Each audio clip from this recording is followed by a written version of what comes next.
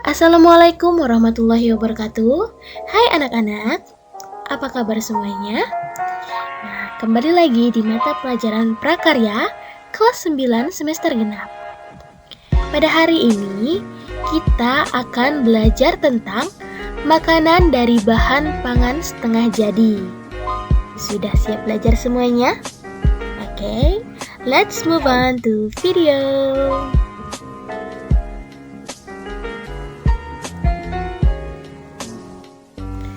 Kompetensi pembelajaran kita pada hari ini yaitu KD 3.3 menganalisis prinsip, perancangan, pembuatan, penyajian, dan pengemasan bahan pangan setengah jadi dari hasil peternakan dan perikanan menjadi produk pangan jadi atau siap konsumsi yang ada di wilayah setempat.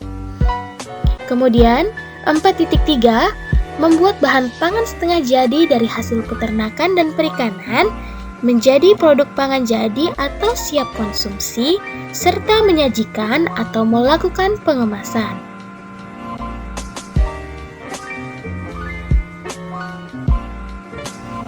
Nah, berikut ini adalah peta kompetensi dari pembelajaran kita.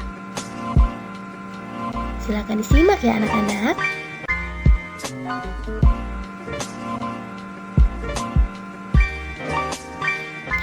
Nah, kita lanjut ke pengertian bahan pangan setengah jadi. Apa sih bahan pangan setengah jadi itu? Bahan pangan setengah jadi adalah bahan pangan mentah yang telah mengalami pengolahan dengan cara pengawetan. Bahan pangan setengah jadi dari hasil perikanan dan peternakan tidak semuanya siap dikonsumsi, tetapi masih perlu pengolahan lebih lanjut untuk menjadi makanan siap saji. Nah, berikut ada beberapa jenis-jenis dan manfaat dari bahan pangan setengah jadi. Jenis-jenis bahan setengah jadi dari hasil perikanan dan peternakan sebagai bahan baku dalam membuat makanan siap konsumsi. Yang pertama ada bakso ikan. Bakso ikan diramu dengan tepung tapioka dan racikan bumbu istimewa, masing-masing mempunyai rasa khas yang menggugah selera. Bakso ikan memiliki tekstur yang lebih lembut dan gurih. Bakso ikan sangat nikmat dimasak dengan cara direbus atau digoreng dan disajikan saat masih hangat. Yummy. Selanjutnya ada dendeng cumi. Dendeng adalah makanan kering sebagai salah satu produk awetan yang diolah secara tradisional hingga modern. Lembaran daging cumi diberi campuran gula, garam, dan bumbu-bumbu lain, kemudian dikeringkan. Selain rasanya yang gurih dan lezat, dendeng cumi juga merupakan makanan tradisional yang kaya akan kandungan gizi seperti protein, mineral, kalsium, fosfor, dan zat besi, serta memiliki kelebihan yaitu masa simpannya lebih lama.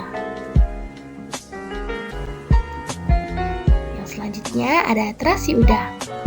Terasi udang atau disebut juga belacan termasuk hasil olahan setengah jadi dari bahan udang.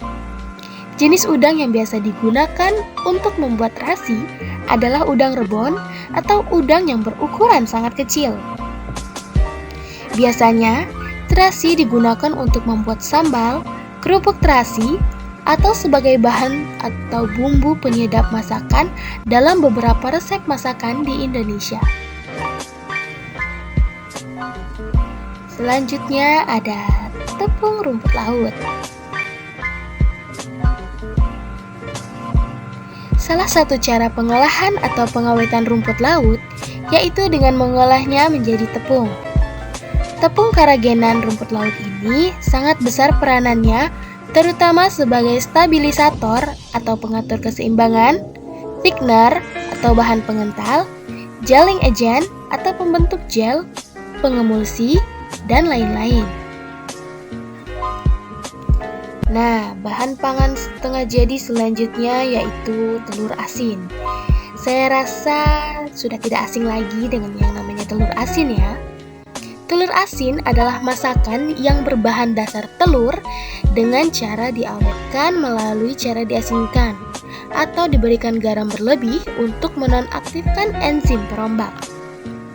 Telur asin yang dinilai berkualitas tinggi memiliki ciri-ciri. Yang pertama, kuning telur berwarna agak kemerahan.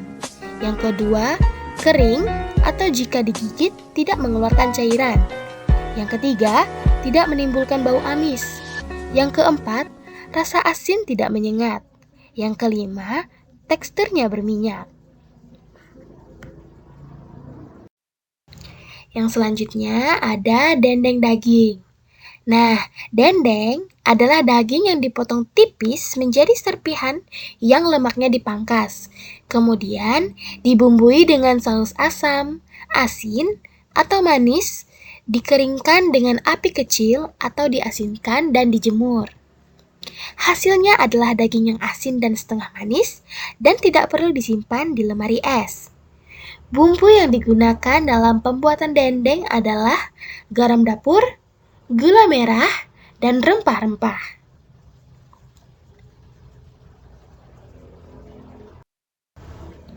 Selanjutnya ada kornet.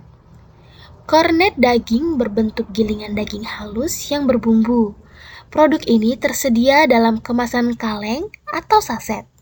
Dengan diproses menjadi kornet, masalah penyimpanan daging sapi segar dapat diatasi. Daging kornet dapat dihidangkan sebagai campuran perkedel, telur dadar, mie rebus, pengisi roti, serta makanan lain.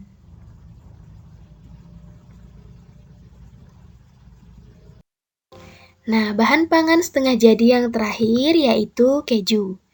Kalian sudah tentu tidak asing lagi dengan yang namanya keju, bukan? Keju terbuat dari susu sapi, susu kerbau, maupun susu kambing. Teksturnya lembut dan rasanya creamy. Keju dibuat dengan memisahkan zat-zat padat dalam susu melalui proses pengentalan dengan bantuan bakteri atau enzim tertentu. Hasilnya kemudian dikeringkan, diproses, dan diawetkan dengan berbagai cara. Produk keju banyak variasinya, tergantung dari jenis susu, metode pengentalan, dan proses pembuatannya. Nah, sekian dulu perjumpaan kita kali ini. Jika ada yang kurang jelas, silahkan ditanyakan. Sampai jumpa kembali di materi selanjutnya. Assalamualaikum warahmatullahi wabarakatuh. See you. Jangan lupa like dan subscribe ya.